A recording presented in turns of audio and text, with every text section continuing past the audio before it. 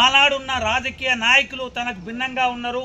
విద్యార్థులలో వాళ్ళ కనీస బడ్జెట్లు కేటాయించాలి అని చెప్పినందుకు ఆయనను అట్లాగే జేసీఎస్ ప్రసాద్ని ఇద్దరిని ఎమర్జెన్సీ కాలంలో పాలక వర్గాలు పొట్టన పెట్టుకున్నాయి.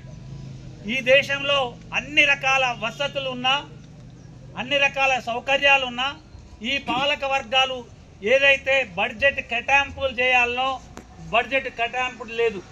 యూనివర్సిటీలకు ఎంత బడ్జెట్ అంటే ప్రభుత్వ రంగంలో ప్రభుత్వమే మొత్తం విద్య వైద్యము ఒక దిక్కు చూస్తున్నాం. ఇవాళ సంపద పెరిగింది అని చెప్తుంటే ఒక 160 కుటుంబాలు మాత్రమే భారతదేశంలో సంపద పెంచుకుంటున్నాయి.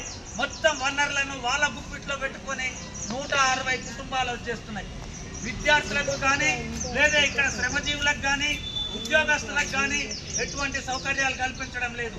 యూనివర్సిటీలలో ఒక్క మన మన ఉస్మానియాలో 800 మంది ప్రొఫెసర్స్ను పెట్టడానికి అక్కడ సిద్ధంగా లేదు. ఎక్కడైనా తెలంగాణ యూనివర్సిటీ కావచ్చు ఎవరికి కూడా కాంట్రాక్టు దానిలో చేసుకుంటున్నారు. అంటే 1,00,000-1,50,000 వచ్చేదానికి కూడా 30,000 60,000 అనే దాన్ని ఇస్తున్నారు. అట్లాగే ఉద్యోగాలు తెలంగాణ సాధించుకున్నారు. అది విద్యార్థులు అందరూ కలిసి పోరాటాలు